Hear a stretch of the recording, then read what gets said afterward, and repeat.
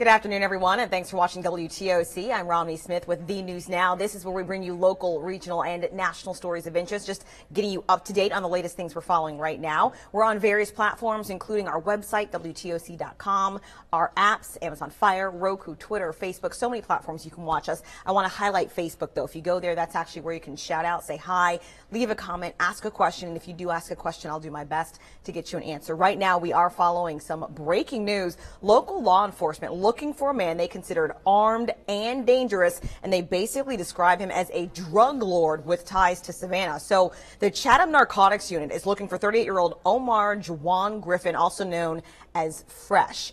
He's typically known to be in either Atlanta, Savannah, or Houston, Texas. He has a history of running from officers and is, again, considered armed and dangerous. You're looking at pictures that the Chatham Savannah Counter Narcotics team sent us. So he's wanted right now in connection to an investigation with local drug enforcement officials, as well as the DEA, which is federal. That's the Drug Enforcement Administration, because he is the leader of an organization connected to a bust that found 25 kilos of cocaine. If you're not familiar, that means it's worth about $4 million, 40 pounds of marijuana, 5 ounces of ecstasy, 17 bottles of codeine, 21 firearms, and $430,000 in cash. So this is not a small drug dealer. This guy has a lot of weapons, cash, and drugs. Right now, officials don't think he's in Savannah. However, because this is one of 3 areas that he frequents, they say he could be on his way here, and that there are people in the Savannah area that know exactly where he is. Again, if you have any information on where Omar Juwan Griffin, also known as Fresh, could be, you're asked to call Crime Stoppers. That's where you can report anonymously. For those of you just now tuning in, letting you know the guy on your screen is wanted in connection to a drug bust that recently yielded $4 million worth of cocaine. That's 25 kilos, 40 pounds of marijuana, 5 ounces of ecstasy, 17 bottles of codeine, 21 firearms, and nearly $500,000 in cash. So we have more on our website if you want to know more about that situation. We've also recently been telling you about a young boy that was bitten by a shark at Hilton Head Island. WTOC's Crystal Howard is with the family right now, and for the first time, you're going to hear directly from that little boy. Hey guys, so I'm speaking with the family in just a minute about the shark attack, and I'm gonna just turn the camera right here and let you see them. How are you feeling today? I feel fine. You want to show us your arm? Yeah, it's I got a splint. Right? Yeah. And you want to give the people, let's give the people a little sneak peek about what this story is going to be about. So can you just kind of talk about what happened when you were in the water?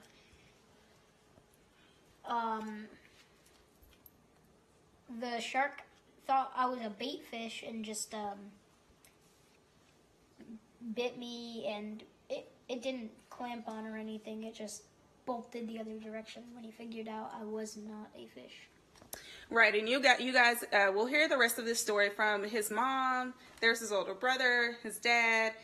I'll have more of this story at 5 o'clock and at 6 o'clock, so make sure you guys tune in. All right, so the little boy saying he thinks the shark thought that he was a fish, and that's why he got bit but not attacked. So, as you know, of course, there was a shark in Hilton Head that bit that little boy. There's also been a shark sighting in Tybee that's been going viral. WTOC's Zach Logan has more on the recent shark sightings in our area. Well, it may be a little too wet to enjoy a walk along the beach today, but take a look at what these beachgoers came across on Sunday. Gina Padgett posted this video on Facebook. She says she was walking along when she saw a man pulling this shark out of the water. And just last week, these shark fins were found popping out of the water over on Hilton Head Island. Georgia DNR says when it comes to Georgia's coast, around 12 shark species frequent this area, including the bull shark, tiger shark, and great white. It's the one that's probably most implicated in, if you want to say unprovoked bites, but we have tiger sharks here too. I mean, those tend to be, you got the 3 species everybody always oozes and runs away from, which are those 2 species, and obviously great white is on top of that. Georgia DNR says no one has ever been bitten by a shark in state waters, but they have been bitten while trying to remove sharks from their fishing lines. Now, in order to keep you and your family safe while out at the beach, Hilton Head Beach Services say keep these things in mind. Try not to wear shiny material or jewelry while out in the water. Sharks can mistake you as food, and try not to swim at dusk. That's when the water is deeper and you could end up getting close to a shark. Also keep your eyes on the sky. If you see pelicans or ospreys flying in circles around certain parts of the water, it's often because they're looking at schools of fish for food, and that means sharks could be nearby as well. Reporting on Tybee Island, Zach Logan, WTOC News. If you remember over the weekend on Mother's Day, there was actually a child that was struggling to swim in the water, and a man and a woman went in after the child to rescue them. Unfortunately, both that man and woman died. Well, that woman that went in after the child is a mother, and 34-year-old Shanta Rankin now has a GoFundMe page. She's a mother of 4, actually, and it was not her child that she was attempting to save. She has 4 children between the ages of 8 and 19 years old. Right now, her family is incredibly sad that she died trying to save the life of another child, and her family set up a GoFundMe page to help cover her funeral expenses and help take care of the rest of her family. We have a link on our website, WTOC.com, and we're also showing it to you right now. You can always find that they're trying to raise $25,000. They have a little over $1,400 right now. Again, this woman was going into the water after a child that was not her own, and that child lived. But unfortunately, Shanta Rankin died, as did the young man who also went in the water after the child. So good that the family is raising money to pay for her funeral expenses, and it's also really good that the child lived. But unfortunately, she leaves behind 4 children, and so they're asking for your help. Again, if you'd like her GoFundMe information, you can always go to our website, WTOC.com. A lot of you asked about that story, wanting clarification if the child she was trying to save was her own child. It was not, but still, this is still a mother of 4 who went in after someone else's child, just trying to do the right thing on Mother's Day and save that child. The child was saved, but unfortunately, she lost her life in the process. So if you feel like donating any amount, you're asked to go to our website, WTOC.com, to contribute to that GoFundMe page. Well, let's switch gears for a moment and take it over to South Carolina. One of my favorite topics to talk about is football. You might have heard by now, it looks like the Panthers have a new owner. Those familiar with the situation say hedge fund manager David Tepper has agreed to buy the Panthers for a record $2.2 billion in cash. The purchase is subject to a vote at the NFL owners meeting, which is next week in Atlanta, because the other 31 owners get a say in who can seal the deal to become the 32nd team's owner. 60-year-old Tepper is part owner of the Pittsburgh Steelers right now. He's actually founder and president of Appaloosa Management, which deals with hedge funds. As part of the deal, he would have to divest himself from the Pittsburgh Steelers.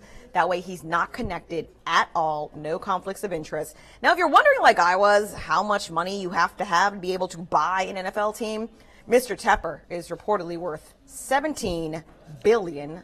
All right, switching over to the weather, we've been telling you the rain is coming. It is here. Meteorologist Cutter Martin has more on what we can expect. Wet weather began yesterday and continues in the forecast today. Overall, the rainfall pattern, I think the greatest chance of rain at the coast will occur between maybe this morning at sunrise and lunchtime into the very early afternoon hours. But rain, at least scattered stuff, will linger inland a little bit later into the afternoon, the early evening hours, while we begin to dry out, just isolated rainfall along the coastal I-95 corridor as we get into the afternoon, the early evening hours. Few thunderstorms embedded within the rain. Again, the severe risk is very, very low today, but a few of those showers could produce some gusty winds, maybe 40, 45 miles per hour, in addition to the heavy rain and the occasional lightning. Average rainfall accumulations for today alone, about a half inch to maybe an inch and a quarter. Isolated spots could get more than 2 inches, and of course a couple of spots could see a little less than a half an inch, but still today beneficial rain, and the wet weather pattern continues. Continue to get updates on TV, WTOC.com, and here in the weather app. All right, so now you know we're just expecting more rain in our future. That's all we have right now. I don't see any questions for you on Facebook right now. Thank you so much for joining us. And as always, be my friend on Facebook, Romney Smith TV. And as always, you can connect with us online, WTOC.com. And WTOC is also on social media, including Facebook, Twitter, Snapchat, and Instagram. We'll see you later at 4 o'clock on the CBS affiliate right here in Savannah, Georgia.